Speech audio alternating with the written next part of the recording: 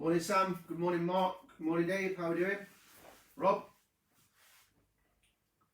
How are you doing, buddy? Nice to see you from Mauritius.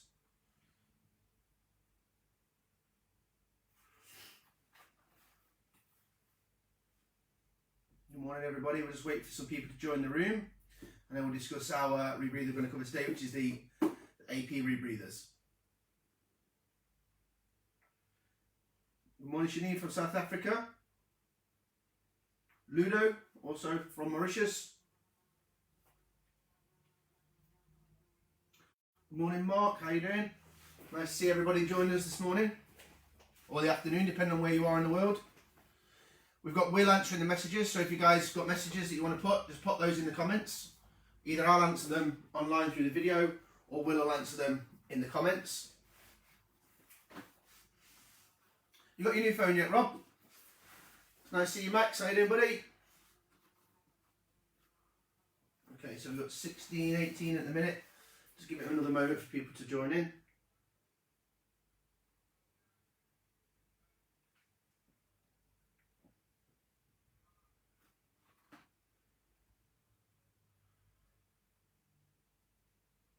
Okay, a couple more coming. Just give it until 5 past and then we'll get started.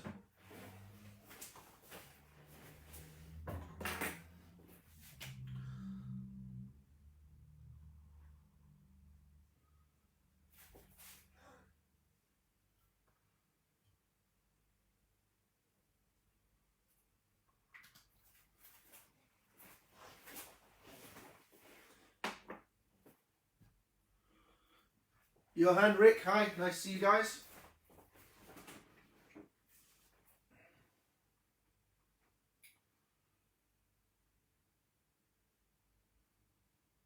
Give it another 1 minute or so, just let a few people catch up. Chimek, how you doing, buddy? Nice to see you.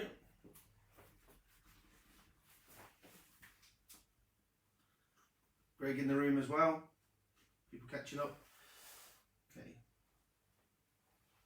Hopefully today I've worked out the problem with the flip of the screen. So you guys can tell me, is this correct orientation for you now?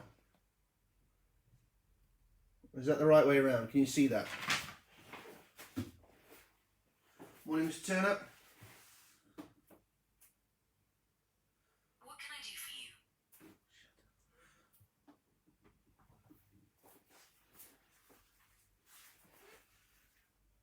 Greg gets to watch live.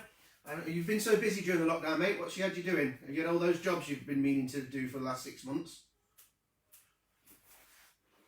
It's correct. Okay, good. We're happy that it's the right way around. Okay, so it's 5 past. We'll get started. Today, a lot like the other days, we're going to take a look at a rebreather. Today's rebreather, we're going to look at the AP rebreathers.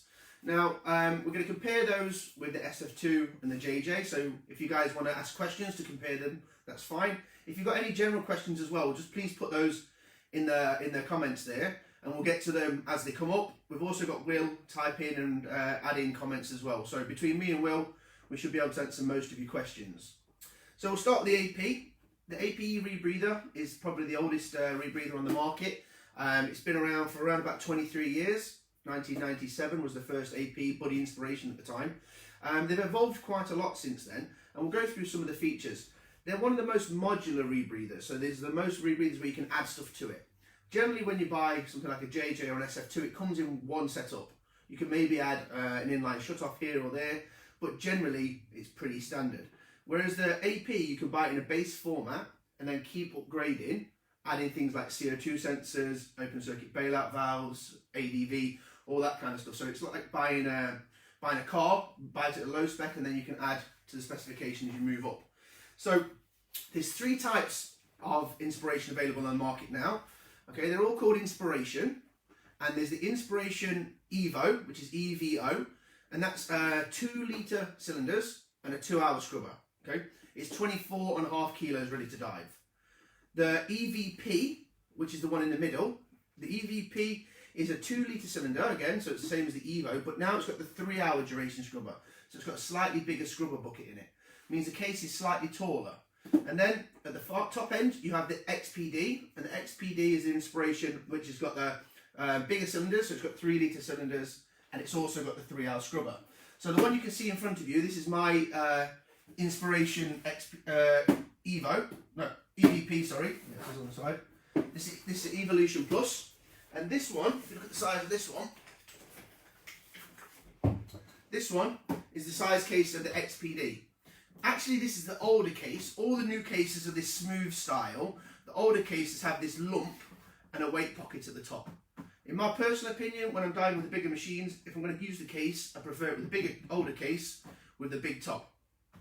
This rebreather actually belongs to somebody on the Facebook Live at the moment, Gerald over in Mauritius. He's purchased this rebreather, we've serviced it, and then we're going to bring it along to Mauritius when the lockdown opens and training with it. We're going to go through and strip this rebreather down and build this one up, because my one doesn't have all the fancy toys. It doesn't have the CO2 sensor, it doesn't have the temp stick, it doesn't have all those bits and pieces. So with my rig machine being, let's say, a base model, it's nice for you guys to see the big boy with all the toys on it. So we're going to use Gerald's rebreather, and he's already given me his permission to do that. So with that in mind,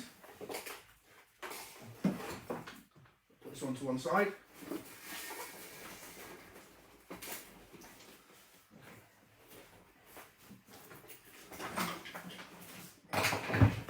And we can talk about the Inspiration.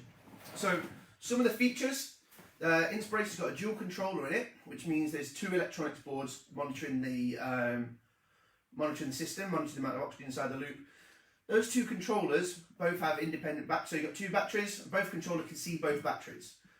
You only get one actual physical handset display, and the second display is built up in a hood. The hood's actually fibre optic, which is a kind of a unique feature in the for the Inspiration.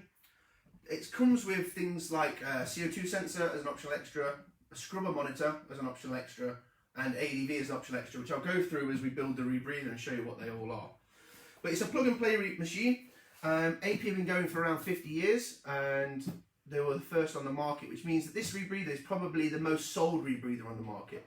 There'll be more Inspirations around in the world than any other. They've kept the design relatively similar. So what that means is there's lots of parts available. Parts that fitted a machine from 10 years ago will probably fit a machine from today. And so if you're traveling with your rebreather and you want to find spares or accessories, this is the machine that's going to be the most easy to find parts for sure. Okay, now you can see that this rebreather differs from the rebreathers we've looked at so far in that everything is contained inside a box. So we have a hard plastic case where all of the components are stored. All right. Around the front, we have a wing. This is the AP wing. It's got some D-rings built on the side to allow you to clip things to, and it's a square donut style wing. This one in particular has a back mounted counterlung, so a little bit like the JJ, these fit over your shoulders, they're an over shoulder counterlung, and they're going to hold the gas while you're breathing. So we have these, and this time they're available in yellow, available in grey as well, so grey or yellow back mounted counterlungs.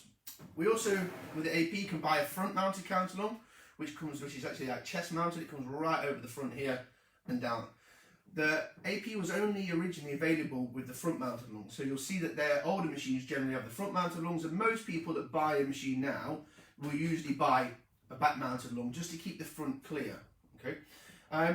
Difference between back and front mounted counterlungs, a little bit in the breathing effort. If you imagine that the counterlung is behind your body, so you're lying flat in the water, and the counterlung is then shallower than you are. Okay, that means that the counterlung is at less pressure than you. So that means it's a little bit easier to exhale, but a little bit tougher to inhale.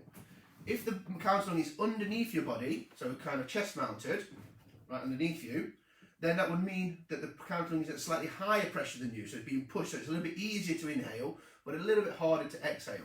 And it's about balancing that breathing effort. With all the other parts of the machine that make up the total work of breathing, it's about making sure that something we call static lung load, which is the amount of pressure that you're going to need to breathe against the machine, is as low as possible. Okay. Again, trim and stuff affect it, but if we go for a nice, let's say, over the shoulder counterlung, which is kind of back mounted, you're going to end up with a bubble of air around your shoulder, which if you're lying in a front mounted, in a trim position, is going to mean the counterlungs are roughly level with your lung, and that means it's going to be nice and easier to breathe from. So whether you go for the front mounted or the back mounted, they're both as tested, and they're both CE rated, so not really a difference. But some people might have noticed the fact that the front mounted counterlung means their front isn't so clear for things like clipping on multiple stages. Okay, can you move the AP wing? and fit a different make? Yes, you can. If you look at the one that I've got here, so I've got a halcyon wing on my rebreather, but it does invalidate the C when you start fiddling with your rebreather too much. So be careful when you do change things, that you change things that are only in line with the manufacturer's recommendations. So if you want to keep it completely stock as it comes from the factory, it'll come with the AP wing, back mounted count on this set, and also the AP harness. The AP harness has got the weight pockets and everything built in, and it is a little bit cumbersome. As you can see, if you compare the front of this rebreather, and it's not fully built yet, to something like the JJ or the SF2, you'll notice that the front is much more busy. There's a little bit more going on, especially with the length of the hoses. On this rebreather, they've not been cut down yet, because we haven't had a chance to take it to its owner. But you see, there's quite a bit going on. It's also got this padded section here in the back.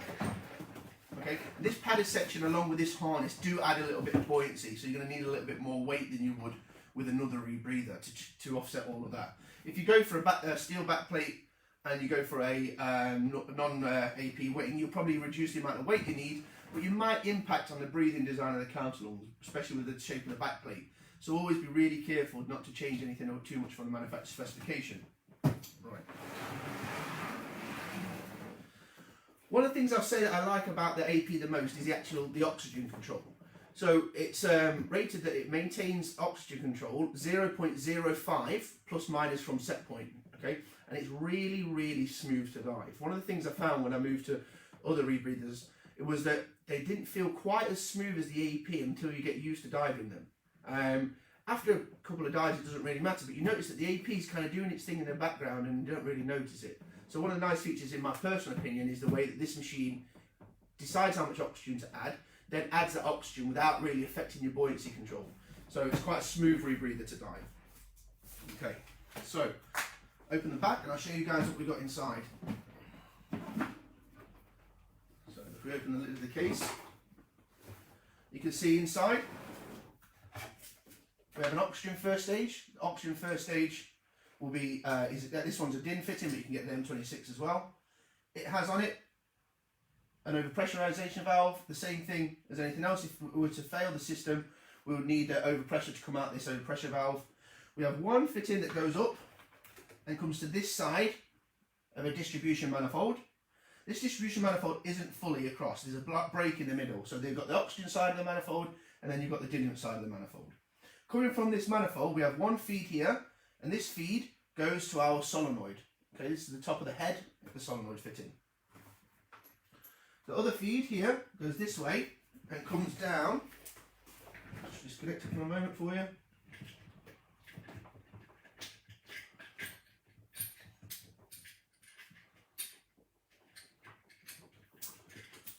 To our manual addition button. So we have one feed, gas in to the manual addition, and then we press the manual addition valve and oxygen will go down and into the back of the exhale counterlong.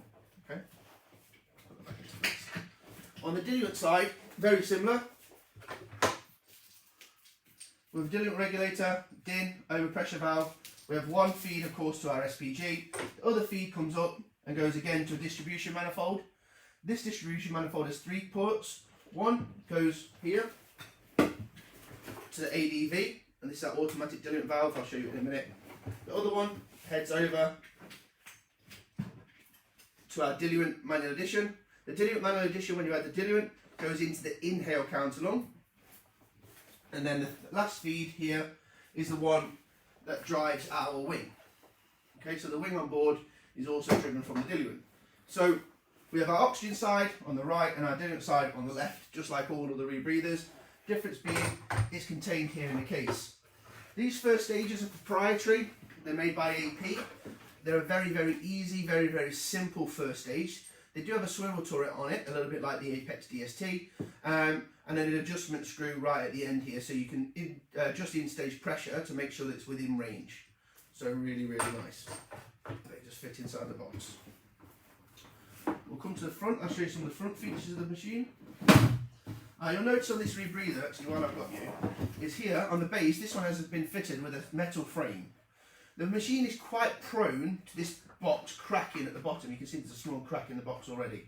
The box itself is made out of ABS plastic, And if it was to get hot and cold a lot, and especially if you were to drop it with a lot of weight in it, it would damage and crack this foot, and that means the machine falls over.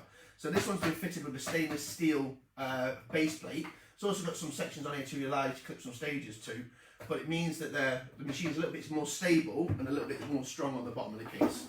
So we'll shut the case up, just so you can see. 2 rubber latches that just pop into place.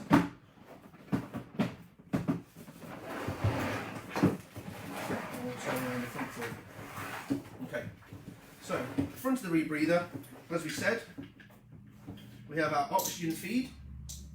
The oxygen feed comes from the first stage, connects into one side of our manual addition valve, and when we're to press this button, again, just like the JJ, the harder you press the button, the more gas you're going to get. It's a valve that's on a slide. And as you press it, more gas will come and it'll go down this tube, this hose here, and it will enter the counter here at the back fitting. So the back fitting also can be removed. You'll notice they're all knurled fittings. Lots of the fittings on the AP are all knurled, so you can just take them off with your fingers and you don't need any tools to do that. Helps with the cleaning process and the strip down process. On the diluent side, you have exactly the same thing. We have a feed that comes down here, and the diluent comes back up over the top, and the diluent comes into the inhale side of the counter. It's important which side of the counter the feed goes into. Obviously, you don't want oxygen coming directly to the diver without being analysed. So we don't want the oxygen coming in on the inhale side. We want the oxygen coming in on the exhale side, and that means it will got time to go down, pass through the scrubber, mix, be analysed by the cells, and then breathed in. But if the loop was to become hypoxic or hyperoxic, we want to be able to add a gas that we can definitely breathe, and that's likely to be our diluent in almost all situations, in which case you press your diluent manual addition valve, and diluent will be added to the inhale gas. So whatever's in the scrubber, even if it's coming towards you, that gas, you'll be adding diluent to it, so you'll be making it breathable. And that's why we have the inhale and exhale side manual addition feeds. The next one you can see is we've got this feed here, and this one goes to an inline shut-off. This is called the flow stop on the ADV, and the flow stop basically stops the flow of gas. So we have gas flowing in that position, and in that position the gas flow is stopped.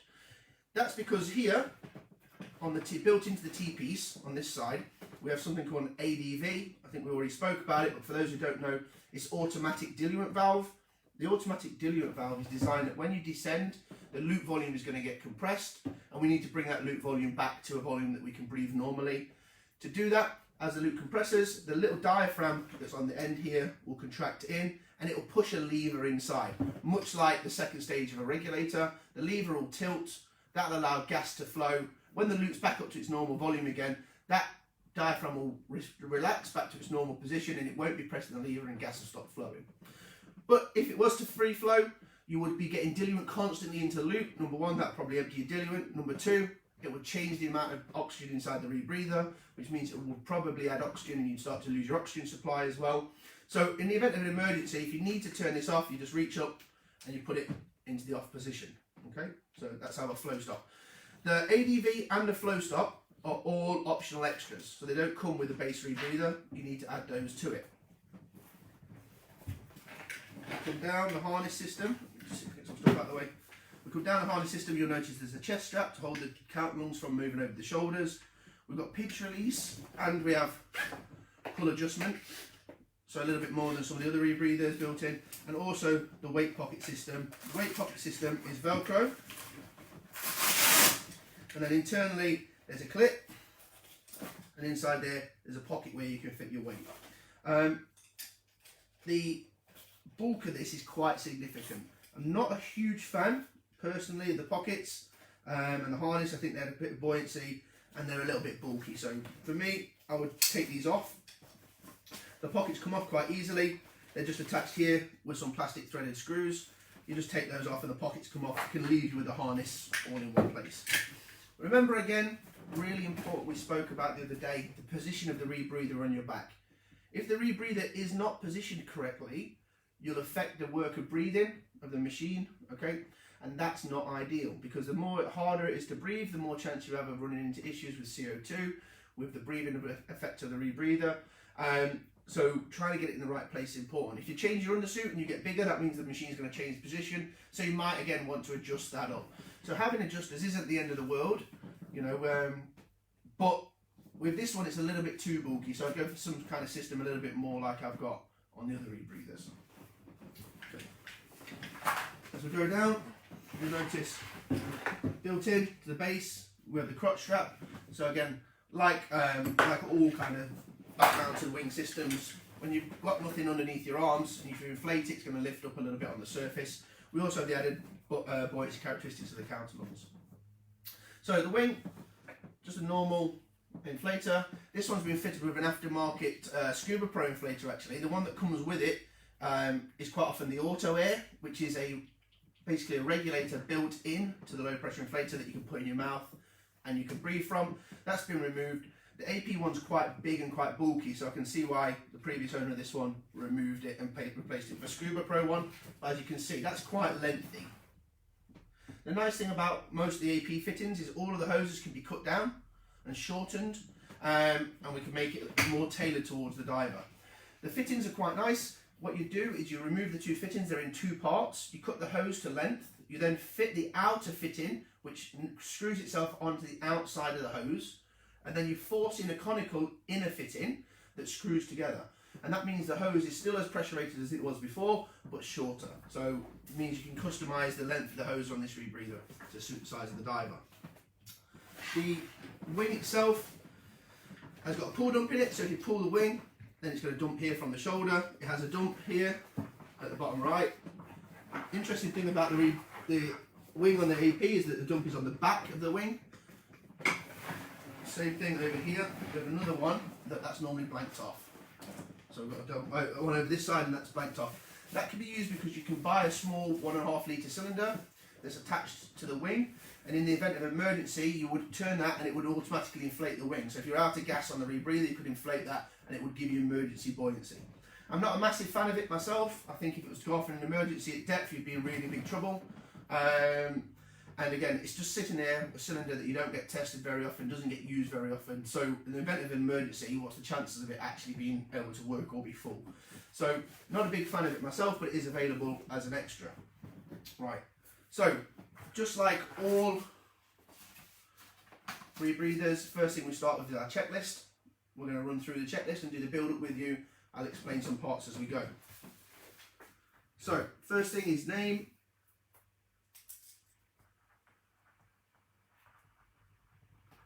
Date today is the 9th, and then the unit serial number, which is 1,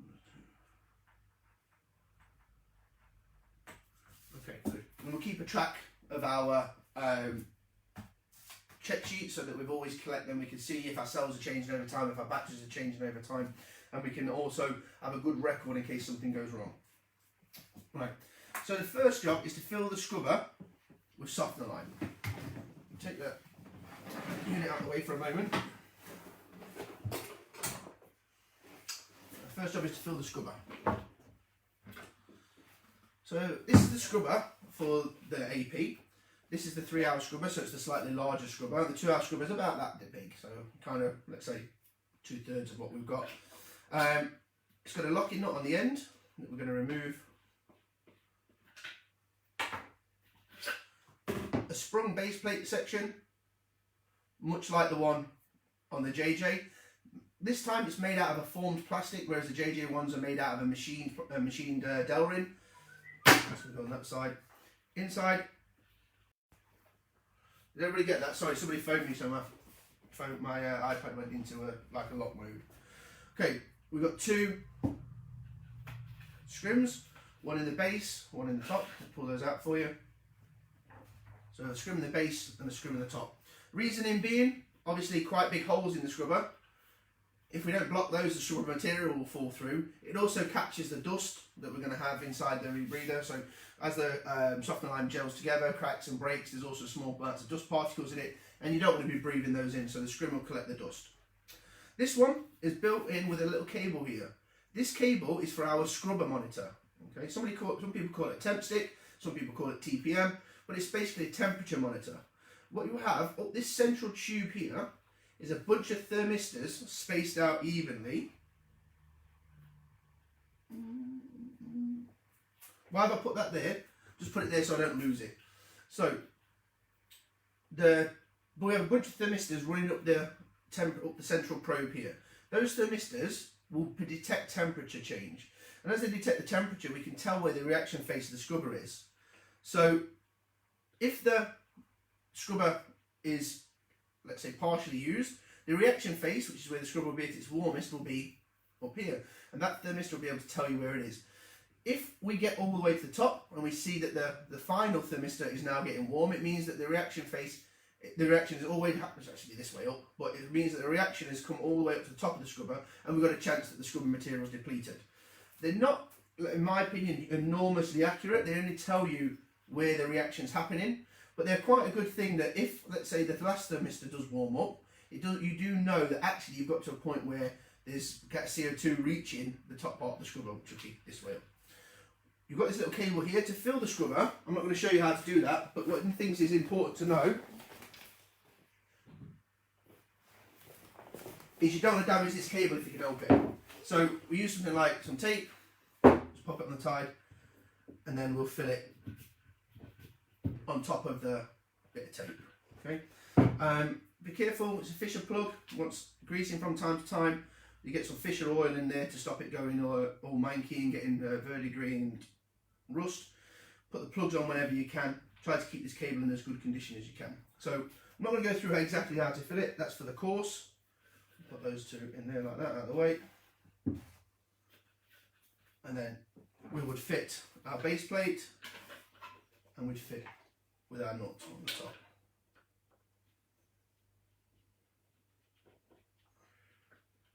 Okay, so once that's filled completely,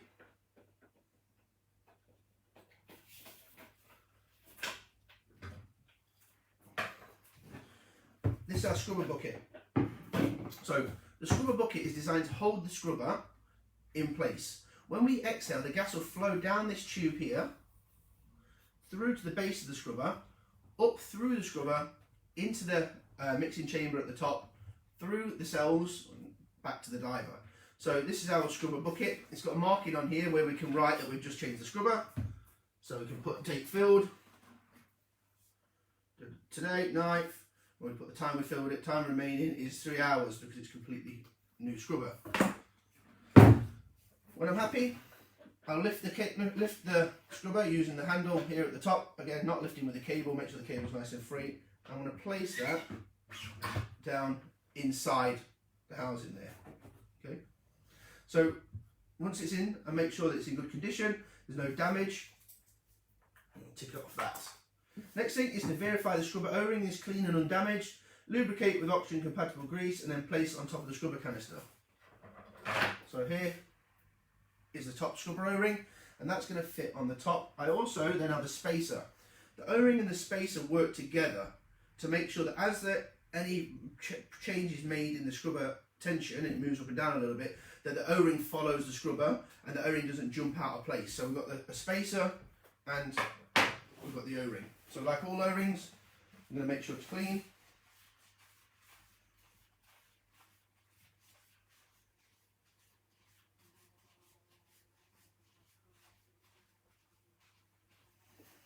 Okay.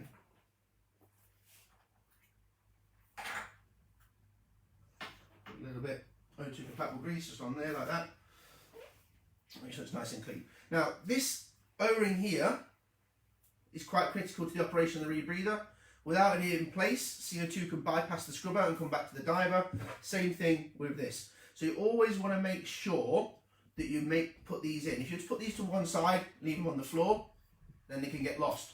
Like you saw earlier, we have them stored on the side of the rebreather here. That means the head won't actually fit because these are going to be in your way. It means you're not going to lose them. But whatever you do, just make sure you don't lose them. A lot of people like to put them directly back in. When they remove them, pop them on the side and then pop them straight back in. We're going to put in first our O-ring and make sure that I seat it nicely down on top of the scrubber. Now I'm going to place the spacer ring on top. There's no orientation to the spacer ring, So I'm going to pop the spacer ring again, making sure I don't trap the cable. When it's on the top, I'm going to push down slightly and just check that everything moves with the spring. Okay, now that means that I can see the O-ring is moving up and down with the scrubber, and I can see the spacer ring isn't jammed. If this was all jammed and twisted, then again I might have caused an issue where the CO2 might bypass the scrubber and come around the outsides. So I'll just make sure that those are always in place. Okay. The next step is to turn on the handset, verify the cells and batteries pass the power test, and replace if necessary. Turn the handsets off once the batteries are okay. So this is our electronics component, and this is the head of the rebreather. Again, like all the other rebreathers, probably the most expensive bit. Here we have 3 different feeds. We have one, and this is our head-up display. Our head-up display on here, we have controller 1, which is closest to the cable, and controller 2, which is furthest away from the cable. We have a green light at the top and a red light at the bottom. And those lights are there to indicate what the rebreather is doing. Okay? They don't indicate direct PO2 like they do on the JJ, but they give you an indication of what the PO2 is and any errors inside the rebreather. So that's that one. This is our buzzer. So it's a regulator hose with a cable inside that connects to a speaker. It's an audible alarm. So in the event of an emergency, something goes out of standard, PO2 too high, CO2 too high, PO2 too low, oxygen exposure, whatever it is, then you're going to get an alarm from this buzzer. One of the things about the EP that a lot of people kind of make fun of is the fact that it makes a noise all the time. So practically, we test this buzzer when it turns on, and if there's anything wrong, it'll always beep. But you've got to look at it in a good way. If it's beeping, then it's warning you. Okay, so there's probably something wrong. The next part is the handset. This one is fitted with the Vision electronics, the Vision 2020 electronics, which is the newer handset, which is a full colour display. My one over here, this one's fitted with the older mono electronics, so it's just a green screen with a LCD display. So you can see the difference in size. In operation, they're almost exactly the same. They both work pretty much the same, and their button combinations are the same. Okay. I'll come a little bit closer so you guys can see the electronics in more detail. So we have our fitting for our HUD, our handset, and we have our buzzer. We also have a fitting on here for our solenoid, and inside there you'll see, let me see if I can get that to you. You'll see, there's a small grid of mesh in there, and that's designed to stop any contaminants entering the scrubber and entering the solenoid, blocking the solenoid. On the bottom, we have a locking ring. I'm going to remove the locking ring. It says. Just remove the locking ring from the bottom. And then we have this mixing chamber that we're just going to remove. Try and be careful, we've got a lot of sensitive parts and wires in there. So do it nice and steadily, and I'll remove that. That's our CO2 sensor, which I'm going to remove, show you in a moment. Okay. And so this is inside of the head of the EP. You can see we have 1, 2, 3 oxygen cells there. Okay, those sensors are a coaxial plug, and they're plugged in with a little cover in there, stopping any moisture entering the base of the cell. You've got here an access port, which we can undo. And the access port here allows us to charge the battery, because this rebreather is fitted with the battery system that's rechargeable. So there are different types of batteries depending on the year of inspiration you buy. There are some that take a camera battery, some that take a small round battery, and so you change those batteries. There'll be 2 sets. There'll be a battery set 1 and a battery set 2. This has got a battery set 1 and a battery set 2, but they're both here inside a lithium polymer rechargeable battery. The solenoid is here. You can see that as our gas enters through our fitting, it's going to come up and out through here, with the solenoid valve, of course, opening and closing to let that gas flow or not. We have one fitting that comes from the head, which is a female Fisher connector. That female Fisher connector allows us to connect accessories. If we were connected directly now to the temperature monitor, so on top of the scrubber here, we could just use it like that. With this rebreather, because it's a little bit more upgraded, we've got the CO2 sensor. The CO2 sensor is an optional extra. It connects with Fisher connectors, so we've got one female and one male. In between the scrubber and the electronics. And this detects CO2. So on the end here, we have a hydrophobic membrane, and that's to reduce any moisture entering. If moisture enters the CO2 sensor, it detects it like CO2 and give you false readings, which is not great. It's got a little attachment clip, and here is the face of the sensor. You need to make sure the face of the sensor is kept in really good condition, nice and dry. So I'm going to pop that back into place and pop the CO2 sensor in. Okay. So if you imagine now, this is going to sit on top of the scrubber, and it's going to make sure that this is the area where the gas is going to mix at the top of the scrubber, and then as you inhale, it's going to come up through the centre and out to the diver. Okay. We need to now put all this back together. To put this back together is a little bit of a fiddly operation, so I'm going to need to use 2 hands. First thing is I take this section and I'm going to fit the CO2 sensor onto that post there. And then I'm going to put these down through the middle, allow me to connect them up a little bit later on. And then I need to take my scrubber, and I'm looking for this little aligning pin here. So there's a small, I don't know if you can see it, little aligning pin here, and that aligns with the groove in the base here. So I'm going to make sure that they align together. I need to make sure that I don't trap any cables, so I'm going to pull that completely out of the way, and lift it up, pop him into place, and hopefully we should get a nice solid click as it goes into place. So you can see I've got 3 wires. I'm going to look around, make sure that I haven't trapped any of the cell wires, everything's in good condition and not broken or pushed out of the way, and then fit my little nut to the top there.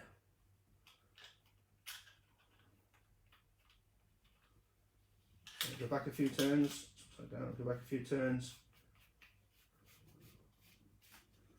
and then just finger tight, no need to over tighten this. All it does is hold it together, there's no CO2 seal or anything. So I've got 2 yellow connectors, and I've got the connector that's coming from the head. There's only one that it'll plug into, so I plug from male to female.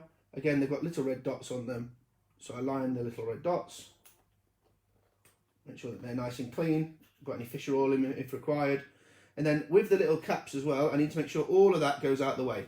I don't want any of these caps kind of hanging out here at the side when I put it back in. If I do that, there's a good chance that I'll damage the seal between the electronics unit and the scrubber. So I'm going to push that in there, make sure that everything is underneath, tucked out of the way.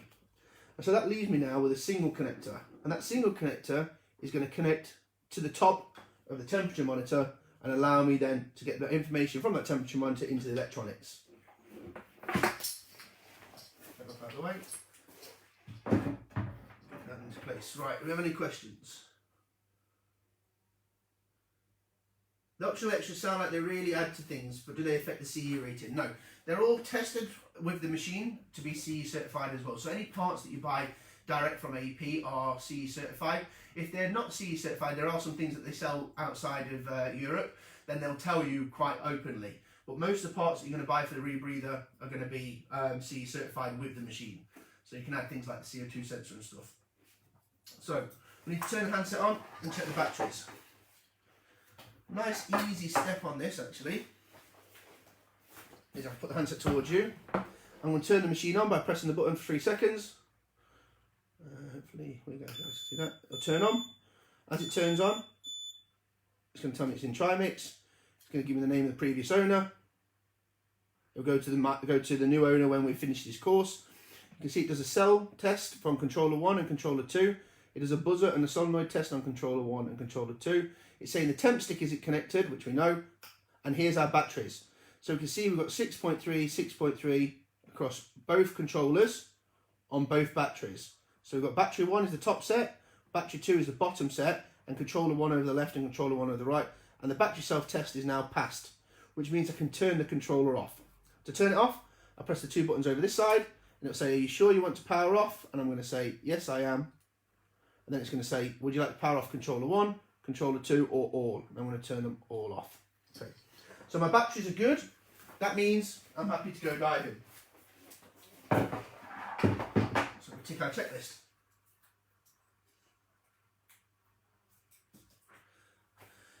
Attach the temp stick if fitted. So this one is. So I'm going to take that from there. Again, have a look, make sure it's in good condition. And make sure that that's in good condition. I'm going to inspect this lid O-ring.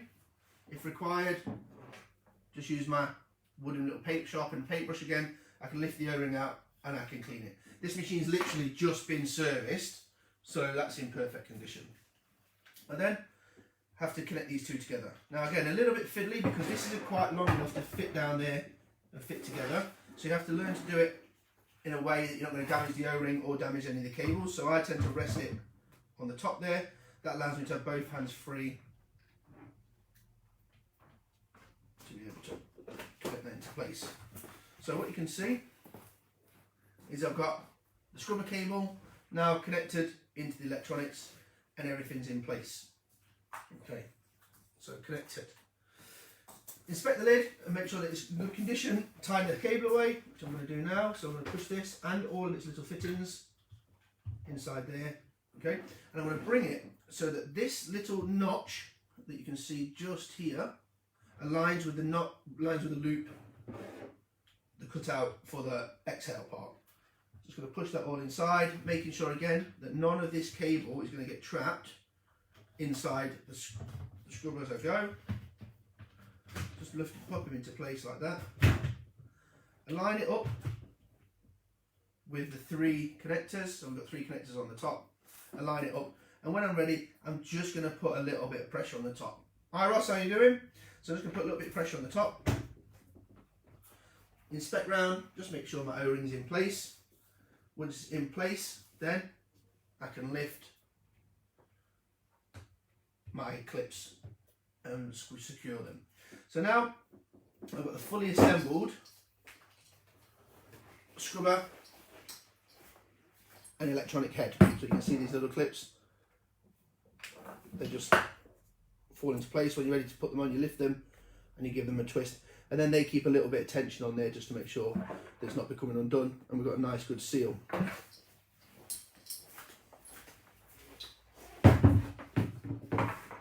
So we can tick that. No, we can't, because the next step is to install it into the rebreather. So we need to actually install it. So I'm going to take my housing. I'm just going to lie this slightly on its front of its counter, so hopefully you guys can see. Yeah, okay. Open the lid. Hey Roger, how you doing, buddy? I think it's time for a beer where you are. Okay.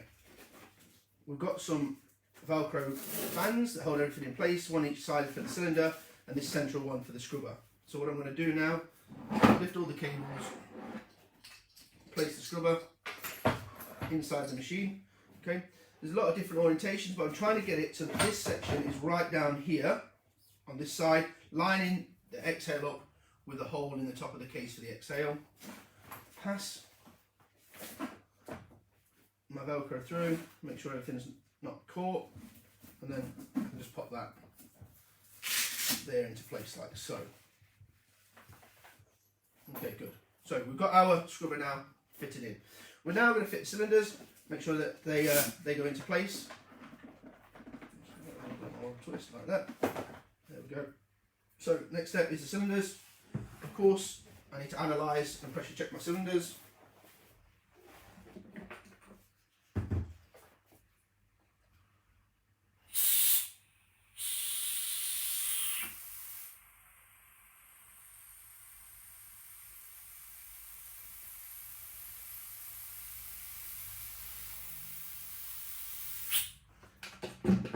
Air.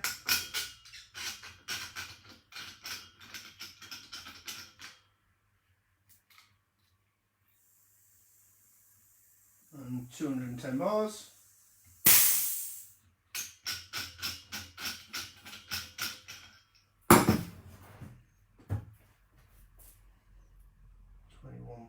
.1, small and 66 meters.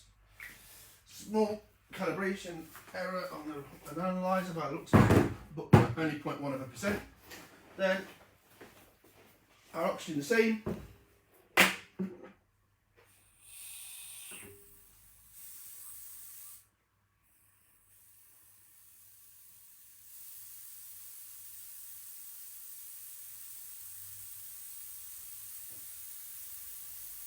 And the Oxygen is analysed, perfect. Again, we pressure check it.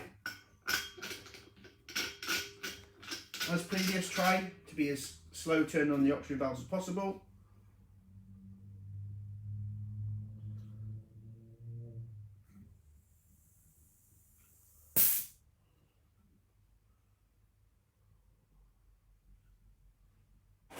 Just letting the pressure come up very, very slowly.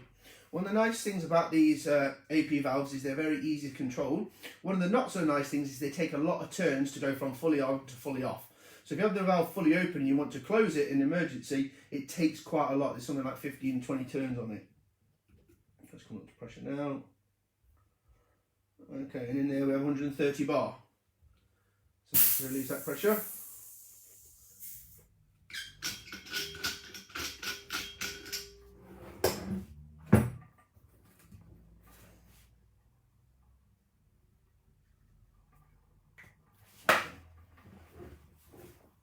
Cylinders are analysed.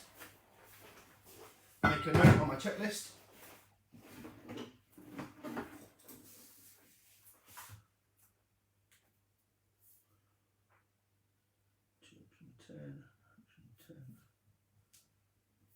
Okay. Next step is to fit the diluent and oxygen cylinders to the rebreather. Obviously, we're going to fit our oxygen on our right as worn and our diluent on our left as worn. To do that, we find the easiest way to fit them is to have them standing at 90 degrees to start with. Start to fit the DIN connector. If we make it easy for you guys to see. Sorry. Start to fit the DIN connector.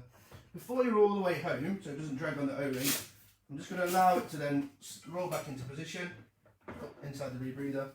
Place that on the top and then adjust, finally tighten the first stage into place. And I'm going to make sure that the handle sticks through the little notch in the case to make sure I can get it. So when I'm happy that I've got my position and orientation right, I'm just going to tighten that little band there. Okay, same thing on the oxygen side. Start at 90 degrees, push him into place. O-rings are in good condition there. Once I've got it in a bit, I'm just going to allow it to roll 90 degrees again. Hopefully it should come down. Just move that. There we go, like that. Into place there. Allow it to come up. That should fit through again. That little hole in the box. And tighten that.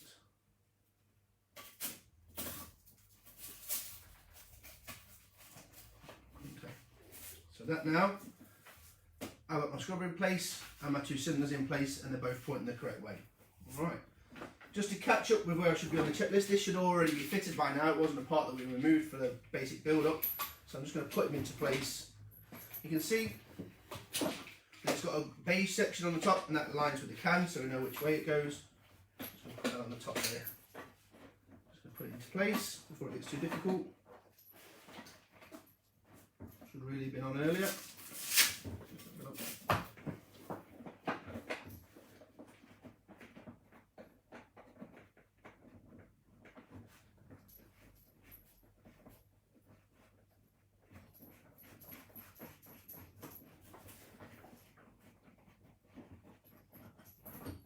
Okay, so that's fixed.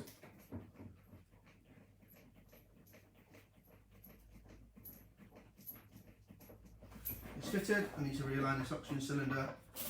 When I'm happy, just close that. Okay, so cylinders and scrubber in place. I can mark that on my checklist. Fit the oxygen, fit the diluent.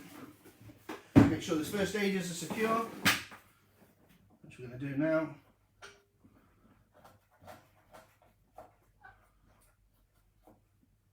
Oxygen first stage secure, diluent first stage secure. Okay. Next step is to clear the solenoid hose. The solenoid hose has an O-ring on it. I'm going to make sure that the O-ring there is in good condition. If required, I put a little bit of oxygen grease on there. I'm going to hold it away from my eyes, briefly open the valve to blow any moisture or water that might be inside this fitting or any dirt, debris out. So I'm going to hold it away from my eyes. Again, nice and slowly. I'm just going to blow any material that shouldn't be in there out there. Once I've done that, I'm going to hold it and connect it to the top of the head fitting. So if I lift it up for you, you'll see here on the top of the head we have the solenoid fitting, and it's basically nice and simple.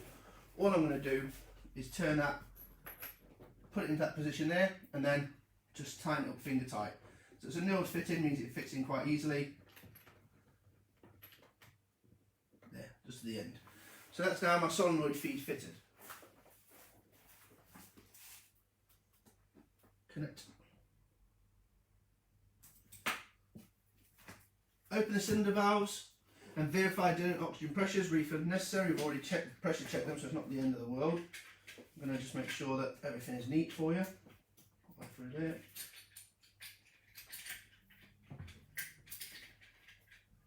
Okay. What we're going to do now is we're going to turn on the rebreather and perform a high pressure leak check. So, just in case that way, I'm going to spin the machine round for you so you can see what we're doing.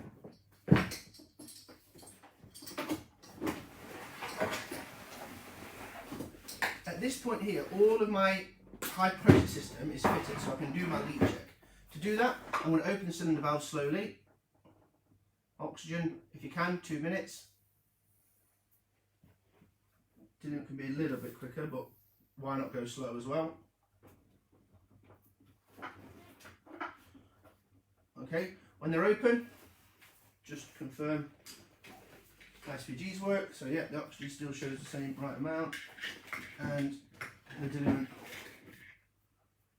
also showing the right amount. Then what I'm going to do is I'm going to turn both cylinders off completely. Closing the cylinders is allowing me to perform a high pressure leak check. So all the hoses now are pressurized. If when I turn the cylinders back on again I see a jump in pressure, it means that the pressure's been lost from the system somewhere. So I'm going to wait for around about a minute. I'm just going to tick off that I'll close the cylinder valves, and then I'm going to wait. So as we wait, making sure I don't see any gauge dropping. If I do want to turn it back on, then of course that's a problem. So we'll start with the oxygen side, we can see there, and then as I turn it back on again, I just check. Okay, yeah, there was no jump in that valve, in that needle, sorry, which means we're in good condition. One side, open the oxygen. On the diluent side, same thing. Get the SPG, take a look. As we turn it back on again, great, it stays exactly the same pressure. There's no jump in the needle, so it's passed. The next step is to verify that the in-stage pressure is 7.5 bar or higher for the oxygen, and 9 bar. Sorry, 7.5 bar for the oxygen, not higher, and 9 bar for the diluent. So with our main addition, we can remove it. We can take our in-stage pressure gauge, we turn it on, plug it in, and we're 7.5 on the oxygen side. That's great. On the diluent side, same thing. We're just going to disconnect the diluent, plug in the diluent, and again check that we're 9 to 10 bar and we're 9.1. So I'm happy with that as well. That means that both my in-stage pressures are fine. If you guys remember from the other week, those that saw, if the oxygen in-stage pressure is too high, because the solenoid acts against the pressure of oxygen, you'll use more battery life if the pressure is too high, number one. And number two, it might mean that the solenoid can't open at all against the oxygen supply. So if the oxygen in-stage pressure is too high, that's a bit of a problem. The diluent, if the diluent in-stage pressure is too high, the ADV would have been set based on the oxygen in-stage pressure. So if the in-stage pressure is too high, it's just like having a free flow of the ADV, so it can push gas through the ADV, which is not what we want. So making sure that the in-stage pressures are correct is really important. If we need to, we can just adjust them with an Allen key on the back of the first stage, which we'll go through if you do a course. So oxygen in-stage pressure is correct, diluent in-stage pressure is correct. Okay. The next step is our mouthpiece. Okay. So this is the mouthpiece that we've got with this rebreather. This one is the DSV, so the dive surface valve. The dive surface valve is only a valve for the rebreather, so it's either in rebreather mode or it's closed, so no water can enter. You can get an open circuit bailout valve, which is a second stage of a regulator built in. You'll feed from the diluent or an off-board gas supply And in the event of emergency, you just turn the mouthpiece from one position to the next position, and it will mean that you can breathe from an open circuit regulator. When you go back, you're back to the rebreather again. Some people prefer BOVs, but it's a much bigger topic than we've got time for today. We can probably do a little session on BOVs later. But a bailout valve is basically designed to give you some sanity breaths, to get you off your rebreather in a real bad emergency and help you get to a fresh gas source. So they're quite a nice feature if you like the idea. And this machine is CE certified with one, so if you want to fit it, no problem.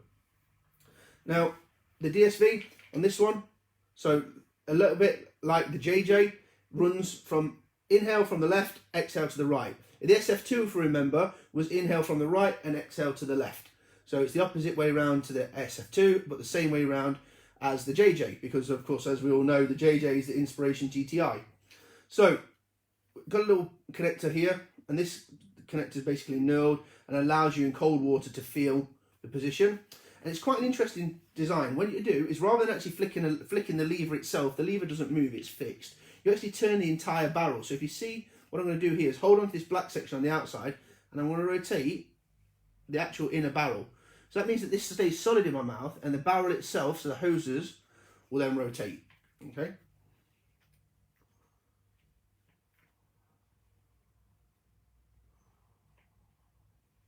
So you can see we're just going to rotate it like that. The fittings themselves, the hoses, they're very soft compared to some of the other rebreathers, which means they're a little bit more flexible, which is a nice thing. Hose weights, again, just to keep the weight of the hose down so that it doesn't float above your head or try and pull on your mouth. We have a blue one indicating our exhale gas. This time on this rebreather, we've got the hood, which you can change sides of with these little clips that allow the hood to be connected and then fitted over onto the hood holder here. You need to make sure that when the mouthpiece is in the rebreather part, that the hood is visible. It's very simple. It just comes off. Squeeze the hose a little bit. You can take it off. And if you wanted to fit this to the other side, you're just going to move it over to the other side and then push it over that and fit it onto that side. So you can put the hood holder on whichever side you want. Depends what your personal preference is. If you've got one eye more strong than the other, or your one eye is your primary, it means that you keep the hood out of the way if necessary and fit it into place. The hoses, you remove these, you pull these two outer covers back. Inside there, they're just cable tied on. Same with this side. Remove this cover back, they're just cable tied on. You undo the cable ties, you can lengthen or shorten this hose as well to make it more suitable for the diver. We need to test the mushroom valves like all the rebreathers. So we've got two mushroom valves, one this side and one this side, that direct the gas flow left to right. Okay, so what you do is the same things we've done previously. I'm going to put the rebreather into the closed circuit mode, so I'm going to twist it towards me, and then I'm going to cover one side. If I cover the exhale side, I shouldn't be able to exhale, but I should be able to inhale.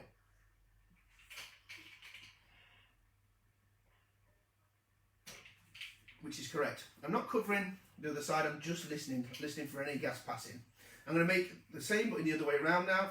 So now I'm going to cover the inhale, so now I should be able to exhale, but not inhale.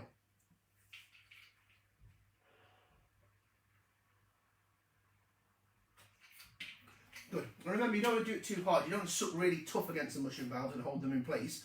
If they're leaking, it'll be leaking under normal breathing. So keep normal breathing type pressure on them. You can try them harder as well, just to be sure, but don't assume that just because you've done it hard, it'll work when it's soft.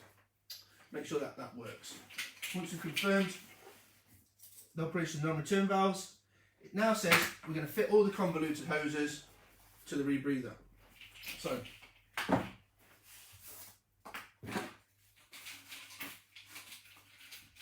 we've got one convoluted hose, which is this one here, which has got a blue fitting on it. I'm going to fit that one onto the top of the head of the rebreather at the base.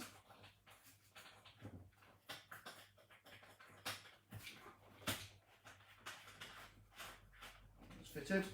Okay. In fact, I'll turn around so you can see. Right here. You can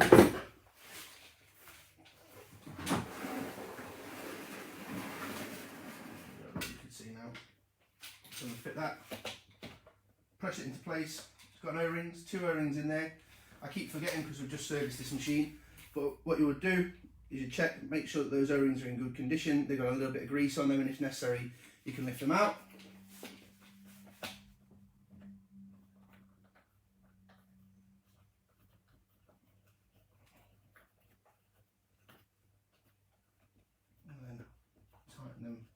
place. Again, only finger tight, no need to over tighten anything, everything should be able to come undone or do it with your fingers. This one, I'm going to fit just inside here. You just make it a little bit thinner and it'll fit through the hole. So now we've got both sides fitted. I'm actually finished with the back of the rebreather, so what I'm going to go and do is just close it up, pull the tags and make sure that they're out of the way.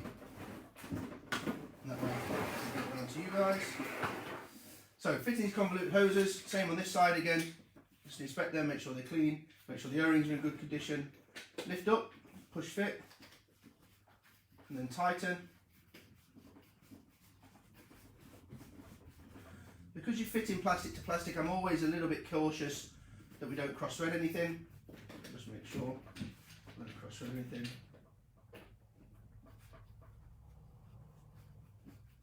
Yeah, that's good. Same thing over here.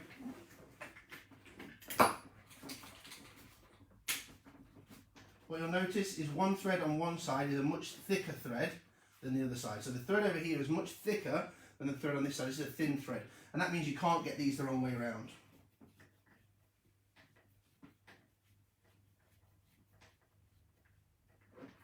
Okay, so there we go, we've connected the front. The back, sorry, and now we're going to connect the front. Same thing, just looking, making sure they're nice and clean, no dirt on the O-ring, no debris. Make sure that the loop's nice and clean. In the closed circuit position, I want the mouthpiece facing the sky, a lot like the other rebreathers. And again, same thing. I've got a rough thread on one side. Push it into place, just tighten it slightly.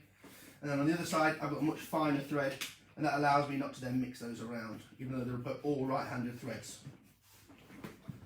Put that into place. If necessary, I can put a little twist on the mouthpiece by twisting, and make sure that the mouthpiece is evenly pointed and there's no stretch or tension in any of the hoses. If there's tension in the hoses, you'll find it won't be so comfortable in your mouth.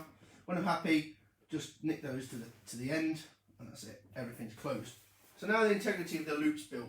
I'll put everything together. Connect convoluted hoses to T-pieces. Done. Just double check now the operation of the mouthpiece and make sure that we have the flow of gas correct. Okay. It's not impossible to get this the wrong way around. It just means that you will have used a screwdriver to remove this, flip them the other way around and put the hoses on badly. So it's not impossible, but it's very unlikely as long as you don't disassemble the machine too much. So we make sure then our gas flow of our mouthpiece with the arrow is coming in from the left and out towards the right. If we're happy with that, we're good. Right, let's ask a couple of questions.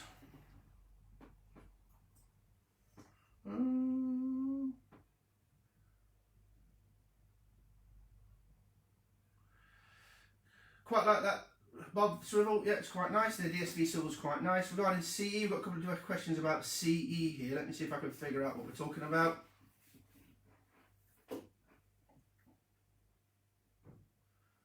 The AP, so it seems like that one's been answered so far.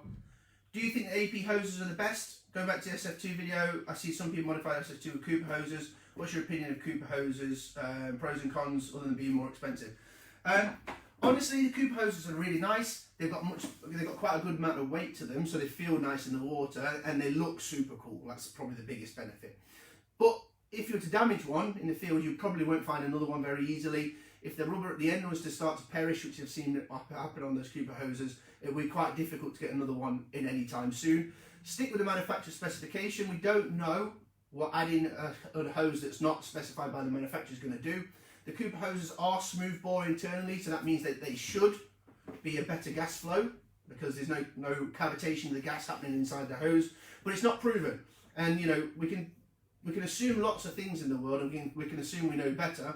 But the manufacturers tested this machine with these hoses, and it passes. We might say, okay, well, it's making it better, but that's only in our opinion. Without having the test data, it is just that. It's just an opinion. These hoses are super cheap. If you're to tear one, rip one, it's very easy to get another one. It's very easy to replace one. You'll probably find an inspiration in just about any dive destination. If you're desperate, somebody will lend you a hose, I'm sure. So if it's me, try to stick with the manufacturer's spec as best as possible. Keeps the machine standard. One of the things about changing the machine too much is it means that you might have to modify your skill set. and that means that you're slightly different from your team or slightly different from other divers you might dive with. So again, I try to keep as little modifications as possible. I'm all for, you know, personalising. You can paint this case, you can, you know, generally you can add small, you know, like on my SF2 I've changed the webbing for halcyon webbing rod. On my JJ, sorry, I've changed the webbing for halcyon webbing rather than the JJ webbing, just to make it a little bit personalised so it's mine. Put some stickers on the back, cave shield, that kind of thing. But when you start affecting the loop or the integrity of the rebreather or the high pressure system of the rebreather, you start to change things that weren't as they're designed. So try if you can to keep everything as standard as possible. Right then, so that seems to answer the question so far. Right, we've verified the proper operation, so we can turn that off.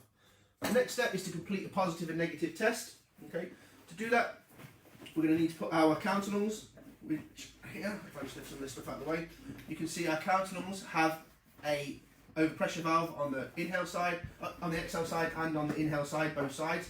And these have got a 2-position place, so we can turn them to 1 and they click, and that's the pre-dive, and then we can turn them to the left and they click, and that's the open or dive position. So we're going to do the pre-dive, so we want to turn them until they click for the pre-dive mode. Being in the pre-dive mode, what it does is it compresses the spring. Compressing the spring means that the overpressure valve is much harder to activate. That means that we can get much higher pressure on our positive test. Okay, so we're going to do that. We're going to do a positive test first. What we're going to do is we're going to inhale for our nose and exhale for our mouth, and we're going to blow the counter lung up and blow all of the hoses up, and so everything is completely under pressure, and we're going to look for leaks. So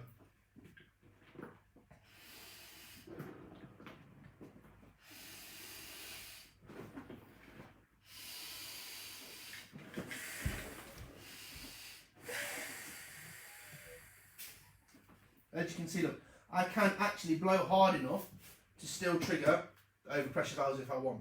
And what we're doing is we're looking at the rebreather, and we're going to see if any of this machine starts to sag. I can see here I've got quite good tension in the counter lungs and nothing's moving. Obviously if the rebreather was to leak slightly, I would see this happening. You see the rebreather sagging, we don't want that. That means that there's a leak somewhere. So again, just blow it back up.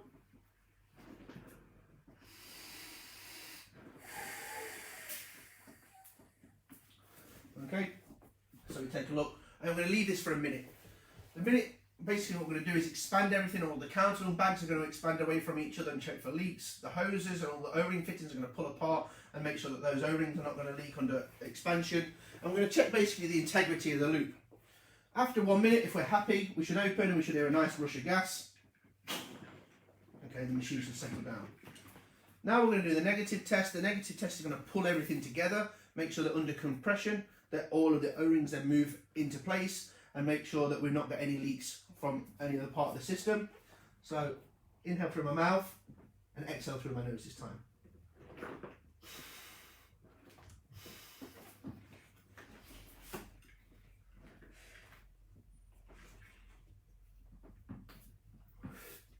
So if you saw what I did there was I squeezed the hose with my hand. And squeezing the hose with the hand has deflected the hose and made it compress. What you can see there's a compression in the hose there. Now, compressing the hose slightly, okay, will mean that I can see if it bounces back or not. Not a little bit like the JJ, the canal machines with the compressed, but this cover that we see on the diaphragm here means that we can't see the diaphragm if it returns back. But I can see the hose. If that didn't in that hose now was to return back, it would mean that I've got gas entering the rebreather.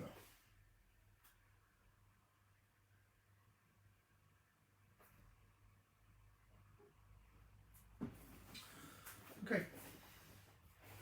We're going to go and leave this for a minute, just make sure that we still have our negative test on the rebreather. Everything looks in pretty good condition as it should do. Like we say, this machine was literally just serviced. When I'm happy, I can open, I can hear gas flow into the rebreather. The dent that I put into the hose is now returned, and then of course get into the good habit of closing the loop so that nothing enters it while you're not breathing from it. The next step is to verify that my automatic diluent valve works. I can do that by pressing it. It's in the off position, move it to the on position. Now gas enters the rebreather again, just check and move it to the off position. It does definitely stop the gas flow, and then back to the on position. So now I know my automatic diluent valve works.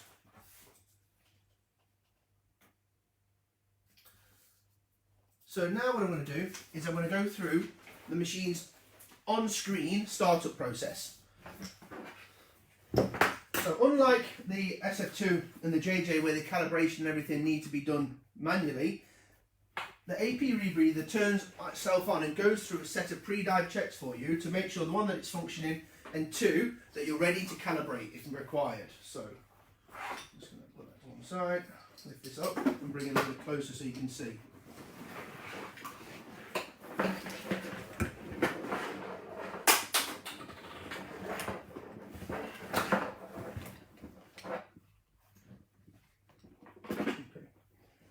Make sure I put my hood somewhere where I can see it.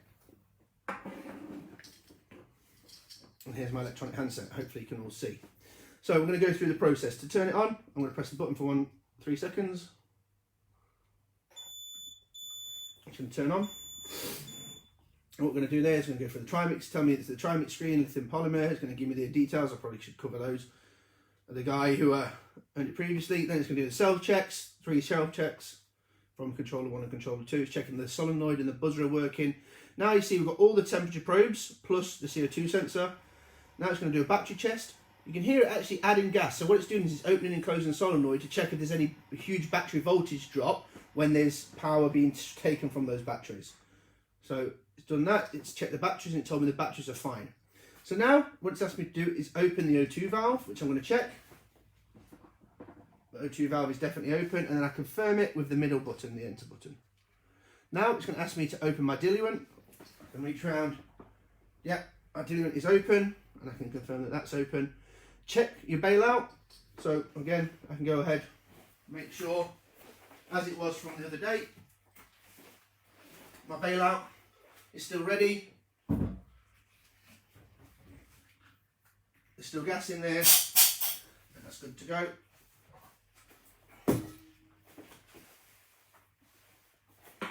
When I'm happy that I've checked my bailout, I can tell the machine, continue.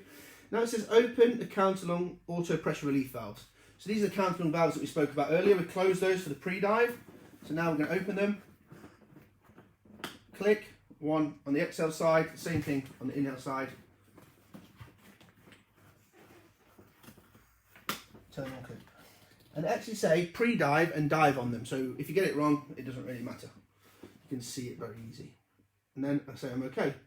Now it's a test the mushroom valves of the mouthpiece. And we tested the mushroom valves of the mouthpiece, so I'm happy that that's okay. This is my elapsed dive timer, so I can have a bit of a record of how long the machine's been on for if I want. I can reset it now. Because I put a new scrubber in, I would normally say yes. And it would reset my elapsed time to 0 minutes. Now it said, would you like to calibrate the oxygen sensors? In this case, I would. So I'm going to press yes. It's going to tell you that the calibration pressure, we're currently at 1000 millibar. And it can ask you what percentage of oxygen we've got. And we've got 99% oxygen at the moment. So I can say we've got 99% oxygen. Press accept and say open the mouthpiece to closed circuit mode. So I'm going to open the mouthpiece and make sure that it's in closed circuit so that gas can exit the rebreather.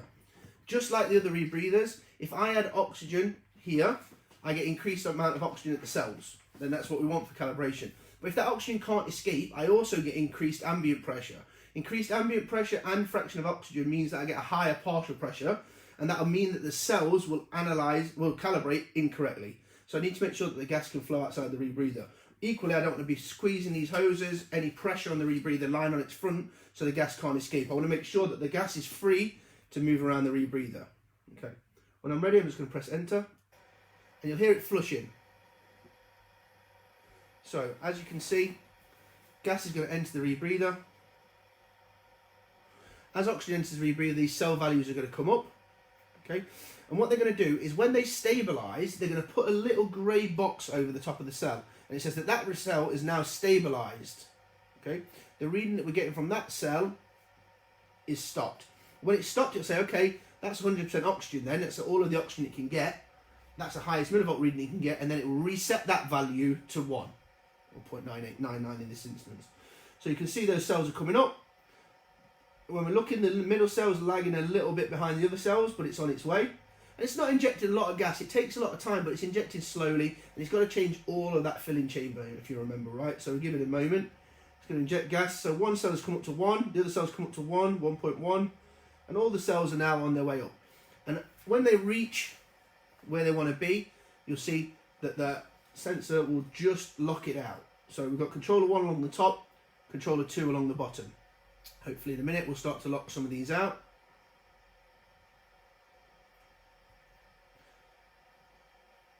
Okay, so lock that one out at the bottom there.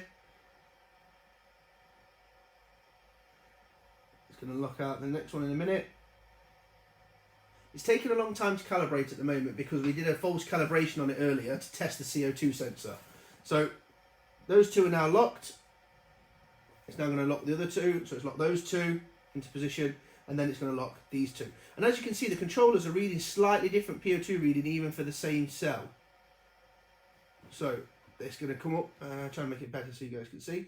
Then it's going to say calibrating, you'll hear a beep, and there we go. Look, all cells on both controllers are back to 1. The next step is to calibrate the CO2 sensor. Calibration of the CO2 sensor complete. We've got a nice green icon, and now the machine beep beep. That means the machine started up and ready to go. If you look at the handset, I'll see if I can give you guys a good picture of it. What we can see in the handset is we can see that we're currently on controller 1. So controller 1 is currently controlling the rebreather. That means everything's good. Next to that, we can see the set point. The set point is 0.7. So this machine is trying to hold 0.7. Next to that, you see this little top hat. That can change. That one there means that the set point switch is currently set to manual. To switch from low set point to high set point, I'll press and hold the middle button, and you'll see the set point will jump up there to 1.3. When I'm ready to go back down again, I press and hold again, and we go back down. You also get a beep to know that you've gone back down to low set point. Reason being, you shouldn't really be on low set point in the water. You should always be on the high set point, really. So it'll let you know that you've changed set point. In the middle here, you can see the scrubber monitor, and this is a bar. This bar goes green all the way up, fills up, and then comes all the way back down. So as the scrubber warms up, it'll go green. Then as you start to use the scrubber up, it'll start to go grey and start to work back down again, and leave you with just what's remaining in the scrubber and show you where the active reaction face is. So that there is the scrubber monitor. There'll be more details exactly how it works in the course. At the top, you can see you've got 2 batteries. Okay, this is the batteries that are being read by controller 1. I have the PO2.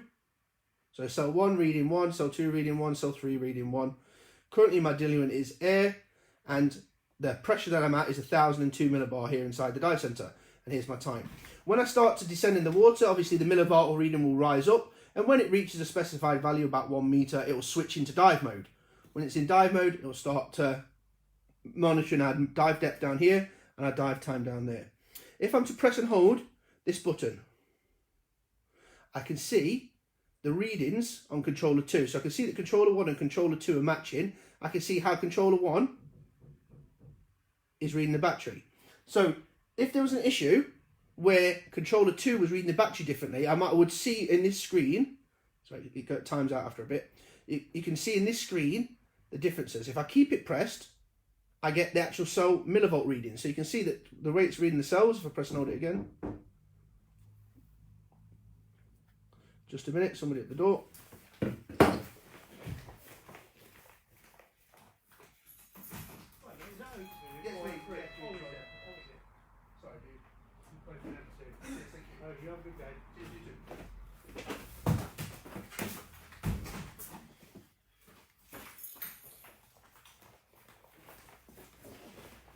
Sorry about that. Joys of running a business. Okay. So press and hold that. You can see I've got cell 1, controller 1 and controller 2, and then I can see the 3 millivolt readouts of the cells. So if I want to compare millivolt readouts of the cells, that's possible as well. If I long press this button, what I do, you can see when I press the button, I get a little green icon. Okay. If I long press that button, basically I can silence some alarms as well. So that's how the rebreather works. If I go into the menus, I press the 2 outside buttons and I get the menus. I get CCR menu or the decode menu. Inside the CCR menu, I can change my high set point. I can go to change my low set point. I can change my set point switch. So manual means I manually need to change from 0.7 to 1.3. So during my descent, a specified point, again you'll learn in your course, you're going to switch up to the higher set point. The higher set point is going to mean you're going to get more oxygen, less nitrogen, have longer dive times and more efficient decompression. So I'll go back to where we were. Set point. Okay, the other options I have gradual, which is a ramped set point switch, so it means it'll switch set points up gradually as we descend. And then I've got auto set point switch. Okay, if I select the auto set point switch, what will happen is I specify a depth at which I want it to switch from high to low. So if I can say I would like you to auto switch at 21 meters. So every time I reach 21 meters, it will automatically switch from the low set point to the high set point. Some people like the gradual because it means that it adds the gas much more smoothly during your descent, meaning that you end up at the maximum depth on the high set point. Some people like the manual because they've got full control, and some people like the auto because quite often you'll forget about it because you're enjoying your dive, and then you end up on low set point at the bottom phase, which is not great for deco, not great for nitrogen narcosis, and kind of gets you in trouble with the team. So, high set point, low set point switching. I can change the HUD intensity. I'll bring the HUD up now to show you then. This is our HUD. Can you see that there? So we've got a set of green lights. Green, everything's good. Red, bad. Flashing lights mean look at something. You can tell that I've got controller 1 closest to the cable here and controller 2 over here, and everything's in a good state now, so I've got 2 solid green lights. When you're diving around, you should see 2 solid green lights. If you start to see some flashing, it means take a look at the handset. If you start to see some red stuff, it means there's really something wrong. More detail on the course. So, inside that menu again, we go through. HUD intensity, that's the brightness of the HUD. Backlight, so on the screen I can have always on. I can have when I press a key, or I can have on dark, so dark's quite light. Obviously if you're cave diving, that's what you want. I can set the brightness of the screen, I can turn it up and down. Again, if I'm diving in a dark environment, I don't want this too bright. I can change the colour theme, which is just a fancy thing for saying I want it in different colours. You can have like this green and yellow, you can have pink, and you can have blue, whatever you want. Then we go back to our elapsed dive timer. If I go, I don't want to reset. If I go into the menu again, and I go into the deco menu, here I can change my diluent. I can, sorry, go this way. I can change my gradient factors. I can change my unit of depth from meters to feet. I can put it into demo mode. Demo mode is basically just what it's going to look like while you're actually diving. I can see my oxygen exposure. If I go into there, I can see my CNS and my OTUs, how much oxygen I'm building up during the dive. I can change the clock. I can go into the logbook, and then I can exit menu. Okay, so that's our handset. So now the machine's calibrated. I'm just going to clip that on there, out of the way. I need to tick it off on my checklist that we're calibrated.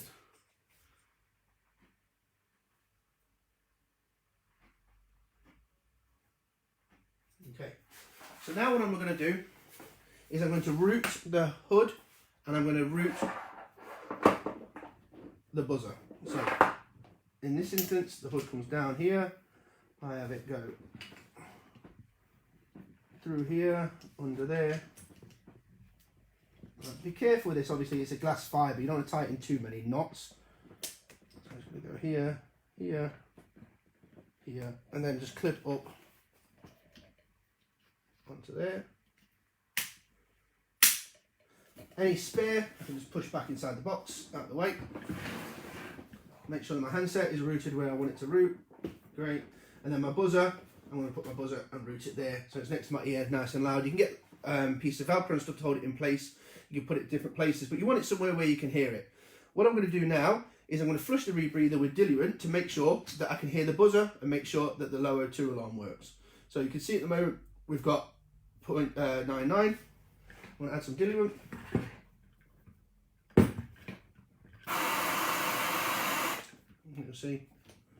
You'll see it come down slowly, just a minute. There we go, down it comes. And there's our low oxygen alert, and you can hear the beeping, and then you can hear the solenoid inject in, and you see the PO2 values come back up again to back low set point, which is 0.7. Okay, so the machine did exactly what it should do, right? I added out diluent, the PO2 value kept dropped and dropped and dropped. The machine started to add oxygen. As soon as the PO2 value got too low, we got our alarm, we got our audible alarm, we got our flashing red alarm on our handset, and our HUD also flashed red. Then the machine injected oxygen again, brought it back up, and now we're stable back on set point. So yeah, that worked. Verify now that the gas cylinder pressures and batteries are appropriate for the dive. Because we've been doing stuff, obviously we've used some oxygen, we've used some diluent. Just make sure everything's ready to go for your dive.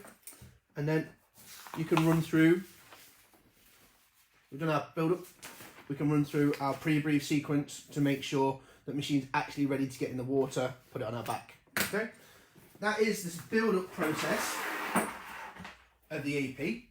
What I want to do for you guys, I want to show you something. I want to just test this CO2 sensor, just so you guys can see how accurate it is. So what I'm going to do to test it, I'm going to remove this here breathing hose. This is our inhale breathing hose. Okay, I'm going to exhale into it. Okay, so I'm going to exhale, breathe in some CO2 down this tube, and eventually it's going to reach that scrubber in the head. So if you watch the handset,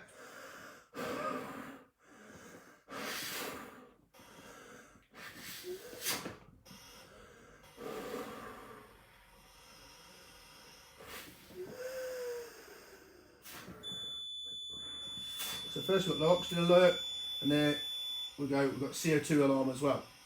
So we've got a CO2 alarm and a low oxygen alarm, both from just breathe in small amount of CO2 into the exhale side of the rebreather. Look up again so you can see. The nice thing about this rebreather is that CO2 sensor is super sensitive. Even a little bit of CO2 will make it trigger. You can get false positives from CO2 readers. They're not very great when they're in a very moist environment, and they're also not used by a lot of manufacturers. And I believe the reason for that is the stability. Being able to guarantee that they work every single time. The minute you think you can't rely on it, then it's as good as not having it in the rebreather at all. So you need to have real good confidence. I can tell you that John, who's watching this video, has got a CO2 sensor, very happy with it, very confident in its use. But I can also point to 3 or 4 other people that are watching the video that will tell you that they are not confident with its operation and they don't think it's as effective as it should be. The one thing that kind of I think about the CO2 sensor is the CO2 sensor only tells you that CO2 is present, which is a little bit late. You want to know that the CO2 is going to come, and you know how long you've got left to deal with it. You know, but you don't want to know by the time the CO2 is building up. That would be nice to have, but it's something we don't have right now. Best thing to avoid CO2 though: pack your scrubber correctly, don't exceed its manufacturer's duration, and make sure that all of your O-rings and all of your spacer and components are in place properly. And you shouldn't have too much problem with CO2. Working hard and having bad mushroom valves are another thing that can cause CO2, so make sure everything's in good condition. Provided you do that, you don't really need to worry so much about CO2. Okay, we've now built up the rebreather. It's technically ready to go diving. We're going to run through a few of the questions that people have had, see if I can answer some of those as we go along. Okay.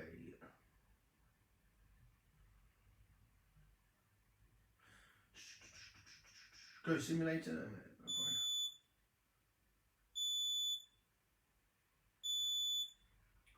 what do you think of the right? Stop this thing beeping for a second. Set with. So there's my CO2 alert still going off, you see. So it still believes the CO2 inside the rebreather.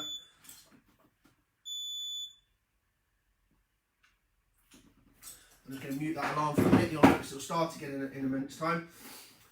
What do you think to the reliability of the AP handset controllers in general, sticking buttons, resetting during dives? So yeah, there's a lot of stories on the internet of when the 2020 first came out, with the cables flooding, the handsets flooding. Remember, on the AP, this is the only way of accessing the PO2 values from controller 1 and controller 2. So if you're to lose this handset by severing the cable, it flooding or not working, then you lose access to what the PO2 is. The HUD will tell you if the PO2 is within inside an acceptable range or not, but it doesn't tell you exactly what it is. So for manual running stuff, makes it a little bit more difficult. So by only having one handset, you are a little bit constrained to what you can do with it. You can fit another cell holder with an external computer that you plug in, but again, that invalidates the CE, so I wouldn't bother doing that if you can. So CO2 alert still. I'm just going to turn this off so it doesn't alarm at me. In general, the AP handsets are pretty bomb-proof. The old classic handsets were a little bit prone for the lights going, the backlights, but this mono handset is pretty good. The problem I find with the mono handset, this hose is very thick, means it's not very comfortable on your arm, and you can get it caught on stuff very, very easily. The handset itself is very robust and solid, but these are piezo buttons, so they're sensitive, and they do go from time to time. Generally, you'll send your machine in for a service, and one of these buttons will be on its way out. It's a bit of a shame, which is why in the new machine they went to the actual push buttons. Okay, it seems like these buttons seem to be much more durable. I've not really heard of too many people having problems with the buttons on this one. I did obviously hear the problems with the flooding and bits and pieces, but the ones that I've had have all been pretty good. What else have we got? Do we do servicing? Yeah, we do servicing, but not on the head. We can do the rest of the rebreather.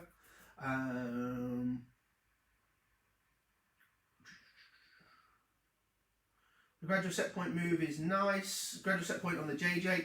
Well, you can do it manually as well, Greg. So, you know, during the descent, if you slowly bring up the oxygen value during the descent, you're going to reach the bottom phase, so it's not the end of the world. What are the service intervals of the AP? We answered that one somewhere. Service intervals of the AP is you want to make sure your first aid is serviced every year. Make sure the rest of the rebreather is serviced every year as well. Not many rebreathers have a CO2 sensing circuit. How reliable are they? How does it physically work? So actually, most CO2 sensors use infrared light. They shine infrared light at a mirror, and then they detect what light comes back.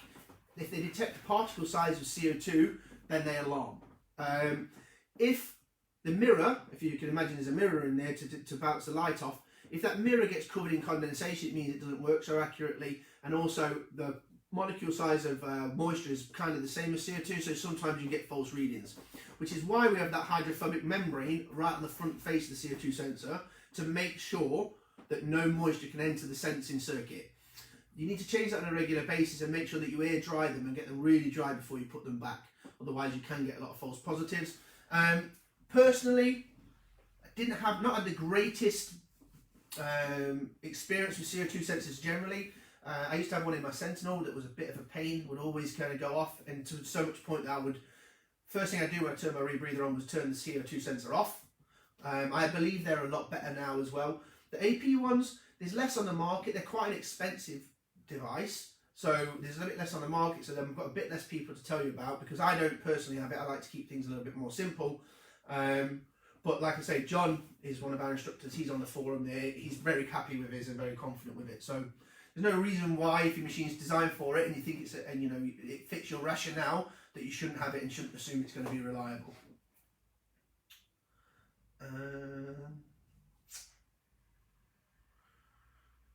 Out of the water, which is the heaviest of all the rebreathers we've shown so far. The heaviest of all the rebreathers we've shown so far is the JJ. Fully kitted, ready to dive, the JJ is around about 2 kilos heavier than this ready to dive, but this I'll need more lead. So total, with all of my lead and everything on, the Inspiration is probably going to be the heaviest, the Inspiration XPD. But if I go to, if you look at the size of the Evo, much smaller, much lighter. And if I go to the unit that John's got, which is the EVP is really down to 24 kilos, so lighter again.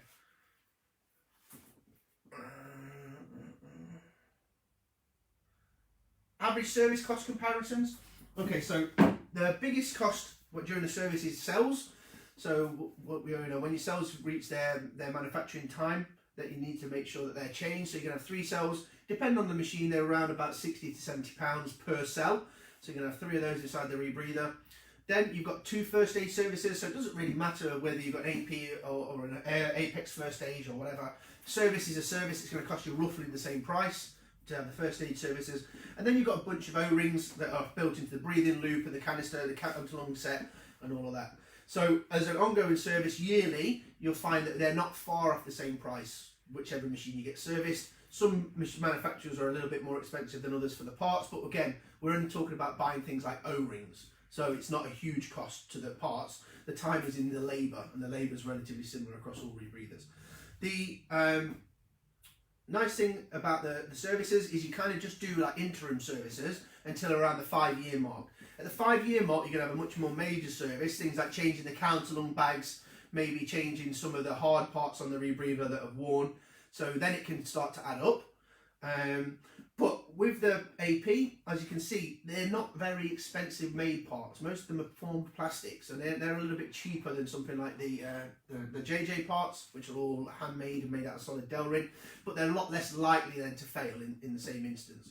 With the SF2, we've got a lot of carbon fibre and exotic materials on there. The carbon fibre parts are, again, a little bit more expensive than the same part made out of plastic, but again, much more durable, so you shouldn't need to change it as often. EVP is best for travel. EVP or EVO depends what you want in terms of your dive time. So we've got a 2-hour scrubber in the EVO, and the EVP we've got the 3-hour scrubber. So it just depends on what you want to do.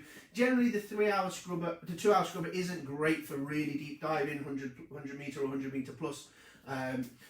So not great. The machine itself, one of the things that AP like to tell us, is tested to 160 meters. So the machine is tested to 160 meters by the military. Although the CE rating for recreational scuba for normal diving like us is still at 100 meters, it is tested to 160 meters, all the components and stuff. A scrubber like this, if you guys, is another cool thing, was built into the James Cameron deep submarine that he used to go to Mariana Trench. So it kind of shows that AP are really a leader in the field of rebreathers and scrubbers. Right, let's just contrast some of the main differences now, because we spoke about 3 rebreathers so far. We've got the JJ. The JJ is designed to be super simple, very streamlined, but it's based on this inspiration. You can see when they put the JJ next to the inspiration, they're very similar. Count along size, the counters are similar. The count-on shape's similar. You've got the mouths coming over the shoulders with the 2 mouth buttons, which are disconnectable with low pressure inflator fittings. You've got a loop hoses, and the direction is left to right. A scrubber, which fits in the bottom with a spring base that fits inside the can, that kind of stuff. So very similar in terms of design, where you'll notice that the JJ is much more streamlined. If you were to look at the front of the JJ, and I'll put you one next door for comparison.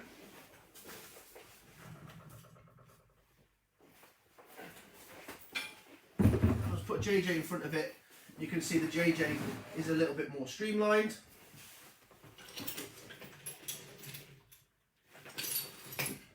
The inspiration, a little bit more going off.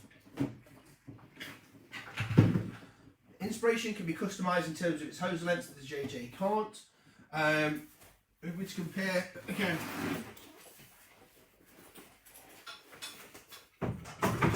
if you compare with the SF2, SF2. The SF2 no count-along. Count-along is built into the tube at the base. If you remember, if I remove the loop, you've pretty much just got a backplate and harness with a couple of mavs on there. So even cleaner at the front. Loop direction on the SF2 is the opposite direction to the AP and the JJ. SF2 made a carbon fibre head in the top. Okay. SF2, when gas is added, oxygen is added, it's added before the scrubber, whereas the AP and the JJ, the gas is added after the scrubber. Okay, the AP, lots more options. Sorry,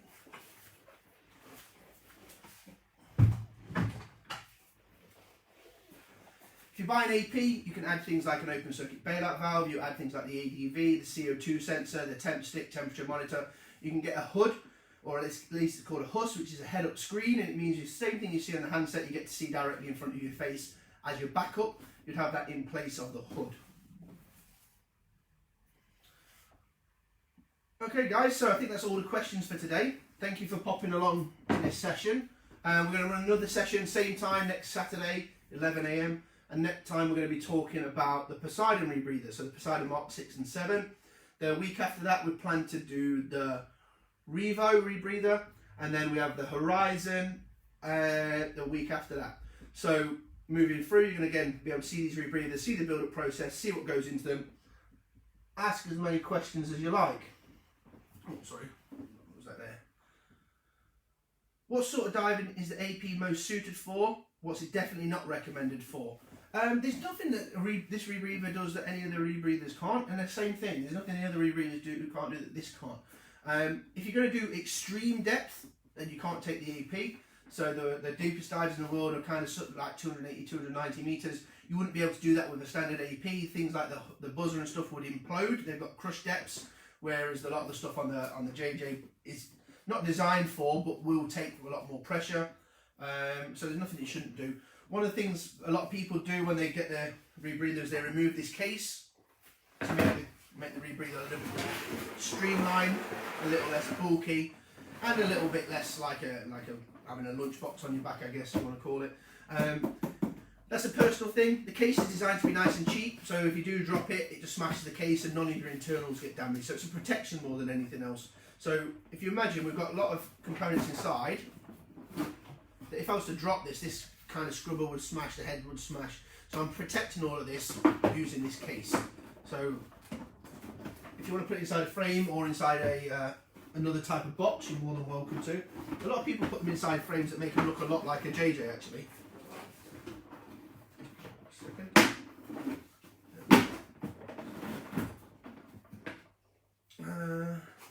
What are the common mistakes Shortcut make with this specific unit?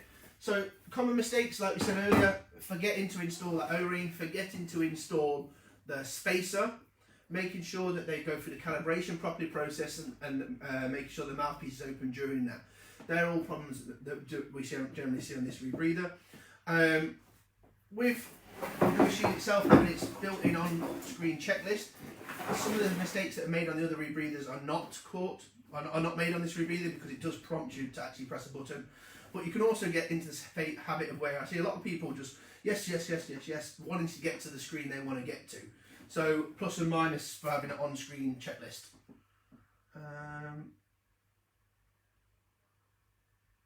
Okay, I think that's it, guys. So thank you very much. I enjoyed the time with you. Join us for our next presentation. Any more questions, keep commenting. For the next kind of hour or so, I'll be answering your questions as well. Thank you very much for your time today, and we'll see you next week.